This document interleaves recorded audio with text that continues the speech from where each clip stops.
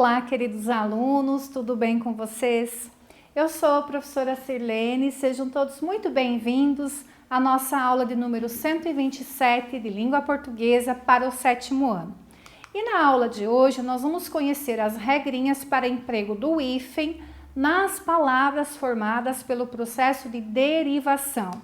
E os objetivos propostos são que vocês revejam o conceito de derivação, que vocês compreendam quais são as palavras formadas por esse processo, conhecer as regras para emprego do hífen com as palavras formadas pela derivação e que vocês possam identificar lá nos textos quais são palavras usadas com hífen formadas por prefixação ou por derivação prefixal, tá? Peguem lá o caderno de vocês, pessoal, abram na matéria de português, lápis, caneta, borracha na mão, para vocês irem anotando, tá bom? Então, vamos rever rapidinho? Então, lá na aula 126, nós compreendemos que a derivação é o processo no qual eu faço o quê? Eu crio uma nova palavra a partir de uma primitiva. Por exemplo, a partir da palavra raiz, eu formei a palavra derivada enraizar. A partir da palavra braço, eu formei a palavra antebraço. E com a palavra prefeito, eu formei a palavra vice-prefeito. Percebam que algumas palavras formadas por derivação são escritas com hífen e outras não. Ó. Vice-prefeito tem hífen. Antebraço não tem hífen, né? Então nós precisamos conhecer as regrinhas de quando é que nós precisamos usar o hífen e quando não, tá? Muito importante nós relembrarmos também que a derivação pode ser feita através do acréscimo de prefixos ou de sufixos, tá? Exemplo de derivação formada com acréscimo de prefixo na palavra primitiva, a palavra arqui-inimigo. Então, a palavra primitiva, inimigo. Quando eu formei em palavra nova, arqui-inimigo, eu acrescentei um prefixo.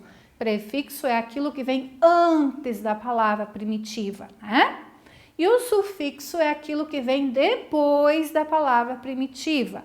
A partir da palavra feliz, eu formei a palavra felicidade, ok? Só um lembrete, beleza? E agora nós vamos para as regrinhas de quando é que nós vamos usar o hífen lá nas palavras formadas por prefixação, tá? Se vocês estão com o caderno e a caneta na mão, anotem, que aí não está, pausa um pouquinho e corre lá pegar, tá bom?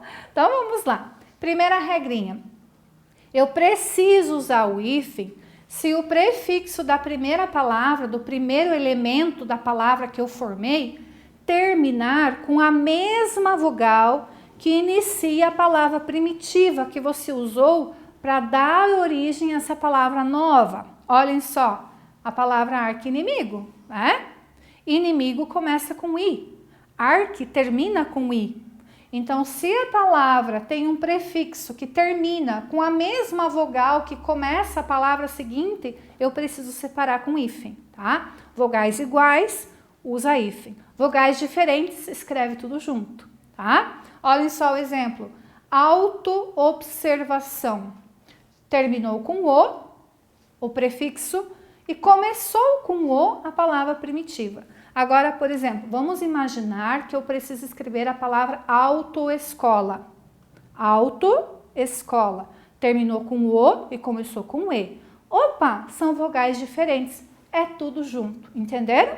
Só vou usar o hífen quando a palavra derivada tiver a mesma vogal de início que tem a vogal final da palavra que vem primeiro, que é o prefixo, tá? Outra regrinha, eu vou precisar usar o hífen também se o prefixo do primeiro elemento, né, for pós, pré e pró. Então, se a palavra nova que você formou começar com pós, com pré ou com pró, eu vou usar o hífen. Olhem só, pós-doutorado.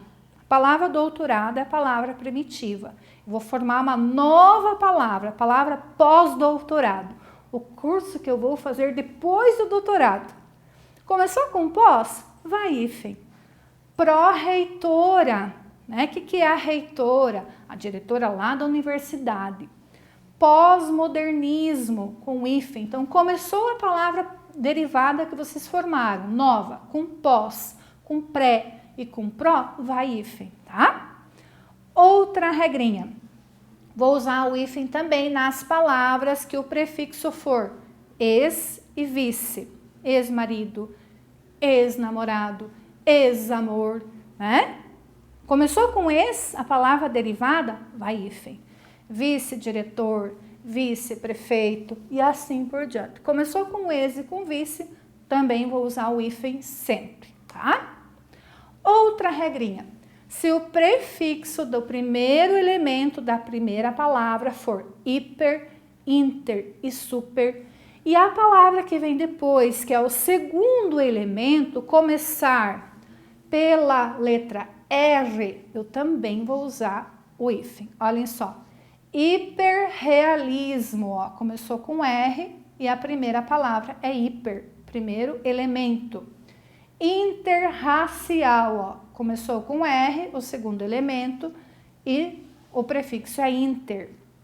Super romântico, ó, começou com R, o segundo elemento, e o prefixo é super, tá? Estão anotando? Vão anotando, né? Que é bastante regrinha, se a gente anota, tem no caderno para consultar depois fazer o exercício.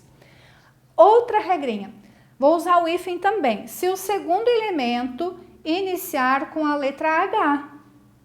Anti-higiênico, pré-história, super-homem, ó. Então, formei uma palavra derivada e a segunda palavra começar com H, põe o hífen nela, tá?